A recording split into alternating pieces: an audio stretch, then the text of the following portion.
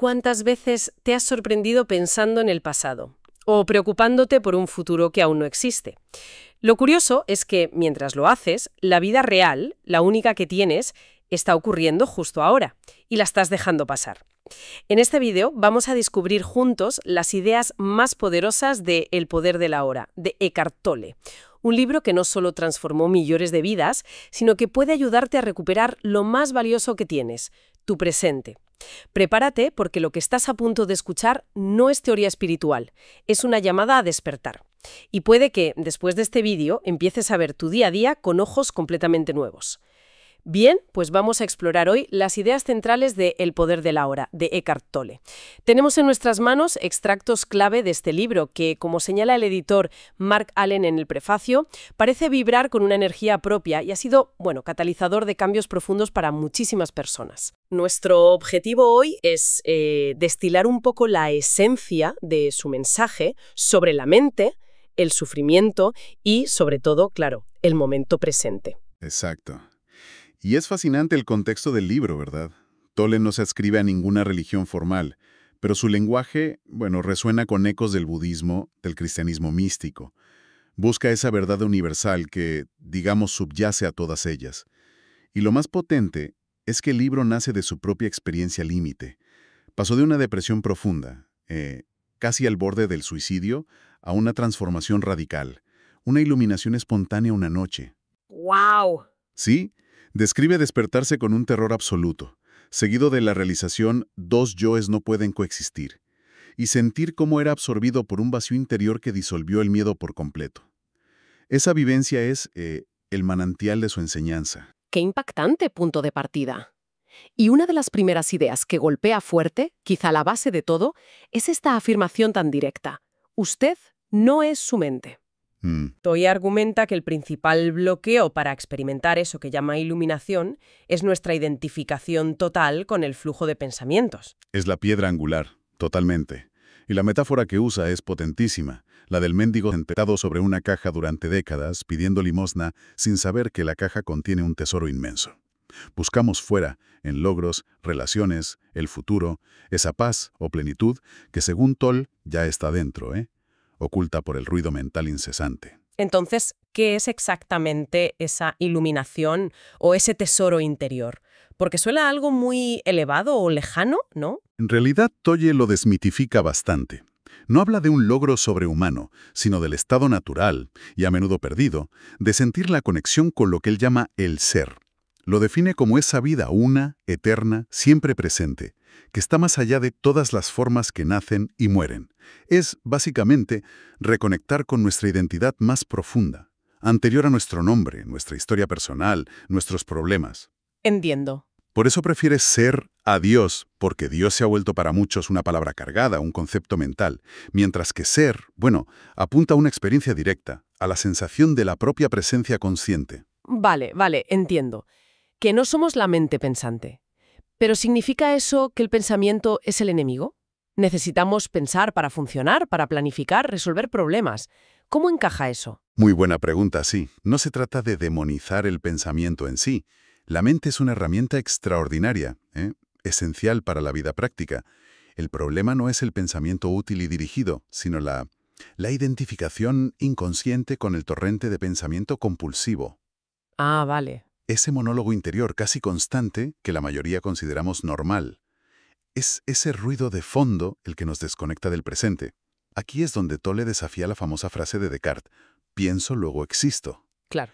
Él dice que es un error fundamental equiparar el acto de pensar con nuestra existencia fundamental, con el ser.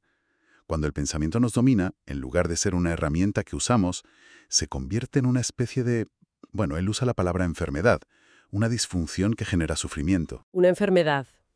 Es una forma muy gráfica de ponerlo. Si estamos tan identificadas, ¿cómo se empieza a romper ese hechizo? ¿Cuál es el primer paso práctico? El despertar comienza con el reconocimiento. Reconocer que esa voz en la cabeza, la que comenta, especula, se queja, recuerda, anticipa, no somos nosotros. El paso es empezar a observar al que piensa, cultivar la capacidad de ser el testigo silencioso de nuestros propios pensamientos y emociones. Simplemente escuchar esa voz, notar sus patrones repetitivos, a menudo negativos o ansiosos, pero sin juzgarla, sin condenarla, sin dejarse arrastrar por su contenido. Como si escucharas la conversación de otra persona, ¿sabes? Ser el testigo. ¿Y qué sucede cuando logramos hacer eso? ¿Nos quedamos en blanco, como en un trance o algo así? Es justo lo contrario a un trance. Al observar el pensamiento desde esa posición de testigo, introducimos una nueva dimensión, la conciencia misma. Ya no estamos perdidos en el pensamiento, sino que somos la presencia que es consciente del pensamiento. Y esto automáticamente rompe la identificación total. Claro. Se empieza a sentir un espacio, una calma, una quietud detrás del ruido mental. Esa es la puerta de entrada al ser, el comienzo de la libertad interior. No es desconexión, sino una alerta intensificada, una presencia más plena. Ajá. Se puede practicar en cualquier momento, sintiendo conscientemente la respiración, notando las sensaciones en las manos al lavarlas, prestando atención a los sonidos ambientales sin etiquetarlos. Anclarse en los sentidos es una vía directa. Entendido.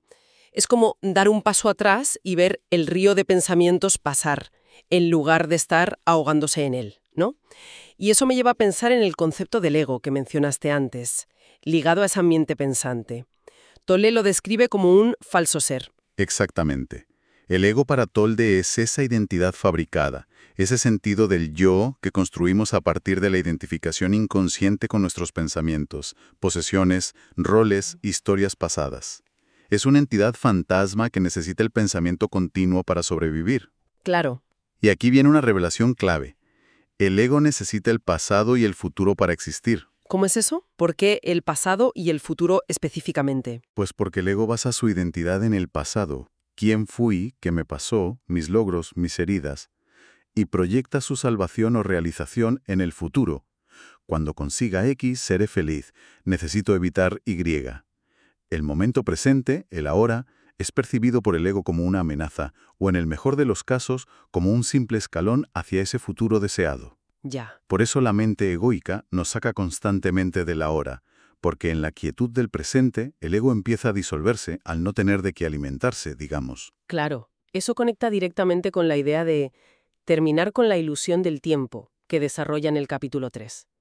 Si el ego vive de pasado y futuro, y eso es una ilusión, está diciendo que el tiempo como lo experimentamos no es real. Bueno, él distingue dos tipos de tiempo. Por un lado está el tiempo del reloj, el tiempo práctico que usamos para concertar citas, organizar tareas, aprender de la experiencia pasada. Ese es útil y necesario, claro. Sí, el día a día. Exacto. Pero luego está el tiempo psicológico, nuestra obsesión mental con el pasado, culpa, resentimiento, nostalgia, y el futuro, ansiedad, preocupación, esperanza excesiva. Este tiempo psicológico, argumenta Tolle, es una ilusión creada por la mente identificada con el ego. El pasado ya pasó, solo existe como recuerdo activado ahora. El futuro no ha llegado, solo existe como proyección mental hecha ahora. Vaya. Lo único que es real, el único punto donde la vida sucede y donde tenemos poder, es este preciso instante, el ahora. Entonces, al vivir atrapadas en ese tiempo psicológico, estamos en esencia perdiéndonos la vida misma. Estamos perdiendo la conexión con la realidad, con la vitalidad del momento.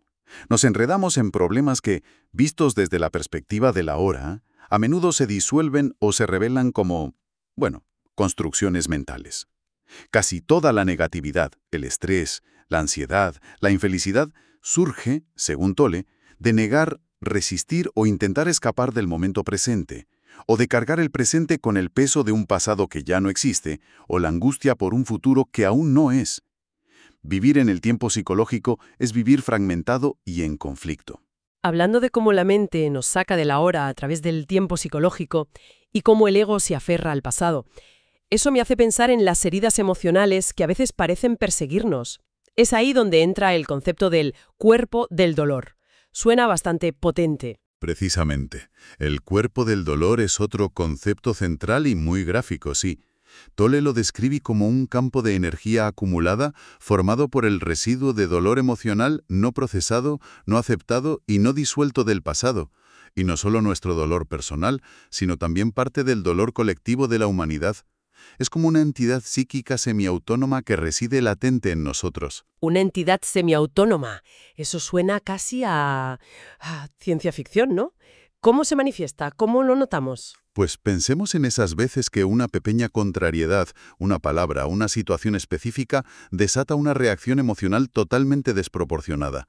Una oleada de ira, una tristeza profunda y oscura, un ataque de ansiedad que parece venir de la nada. Uf, sí, creo que sé a qué te refieres. Tolle sugiere que eso es el cuerpo del dolor activándose.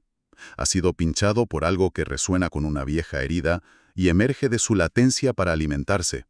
Busca situaciones o pensamientos que generen más negatividad, más drama, porque esa es su comida, por así decirlo. Es la sombra del ego y a menudo nos secuestra por completo. Entiendo. Todos hemos experimentado algo así. Reacciones que luego no comprendemos del todo. Si es tan poderoso, ¿cómo nos liberamos? Luchando contra él, porque parece lo instintivo. Pues no, la lucha de hecho lo fortalece. Intentar reprimirlo, negarlo o luchar contra esa energía negativa es como echarle leña al fuego. La clave, de nuevo, es la conciencia presente. Otra vez la conciencia. Siempre. Cuando sientas que el cuerpo del dolor se activa, esa pesadez, esa tensión, esa nube emocional oscura, la práctica es llevar la atención directamente a la sensación física en el cuerpo. Sentirla plenamente, sin resistencia, sin juicio, sin construir una historia mental alrededor. Pobre de mí, es culpa de fulanito, esto es horrible. Simplemente permitir que la sensación esté ahí, observándola con una presencia ecuánime. ¿Y qué ocurre al observarlo así, sin más? La luz de la conciencia, esa presencia atenta y sin juicio, empieza a cortar el vínculo entre la emoción dolorosa y los pensamientos que la alimentan. Ya no te identificas con el cuerpo del dolor, eres la conciencia que lo observa. Ah. Y gradualmente, esa presencia transmuta la energía. Como dice Tolle, la conciencia lo transmuta en sí mismo. El dolor se convierte en combustible para una mayor presencia. No desaparece de golpe, claro, pero pierde su poder de controlarte. Convertir el dolor en combustible para la consciencia. Es una perspectiva totalmente diferente, sí. Y supongo que esto se relaciona también con el miedo, que a menudo parece paralizarnos. Menciona que mucho miedo es en realidad el miedo del ego a desaparecer, ¿no? Exacto. Distingue el miedo práctico y útil ante un peligro real e inmediato de la gran mayoría del miedo psicológico. Miedo al fracaso, a la pérdida, a la crítica, a la enfermedad, a la muerte. Este miedo psicológico profundo surge de la identificación con nuestra forma física y psicológica, con el ego, que es intrínsecamente vulnerable y transitorio. Cuando empezamos a desidentificarnos de la mente y a sentir nuestra conexión con el ser, con esa dimensión intemporal y sin forma que somos en esencia, bueno, el miedo psicológico pierde su control, porque reconocemos que nuestra verdadera identidad no está amenazada por los cambios o el fin de las formas. Queda claro que el ahora es la llave maestra para todo, para desidentificarnos de la mente, disolver el ego, trascender el tiempo psicológico y liberar el cuerpo del dolor. Pero, siendo realistas, la vida diaria nos arrastra constantemente. ¿Cómo accedemos de forma práctica y sostenible a ese poder del ahora? El libro menciona estrategias de la mente para evitar el ahora. Parece que tenemos una resistencia interna fuerte. Totalmente. La mente condicionada tiene una inercia tremenda para escapar del presente. Lo percibe como defectuoso, incompleto o incluso amenazante. Siempre busca la plenitud en otro momento, en otro lugar. Así que sí, hay que cultivar activamente el acceso a la hora. No requiere necesariamente sentarse a meditar durante horas, aunque eso puede ayudar, por supuesto. Tolle insiste mucho en llevar la presencia a las actividades cotidianas. ¿Qué tipo de prácticas concretas sugiere él? ¿Algo que podamos hacer ahora mismo? Varias vías muy accesibles, la verdad. Una fundamental es habitar el cuerpo interior. Llevar la atención a la sensación de vida dentro del cuerpo. Sentir la energía en las manos, los pies, el abdomen. No pensar sobre el cuerpo, sino sentirlo desde dentro. Sentirlo. Otra es usar la respiración como ancla constante. Sentir el aire entrando y saliendo, el movimiento sutil del cuerpo al respirar, varias veces al día, cada vez que te acuerdes. También prestar atención plena a los sentidos. Observar realmente lo que vemos, sin el filtro mental constante. Escuchar los sonidos sin juzgar. Sentir el tacto del agua, el sabor de la comida.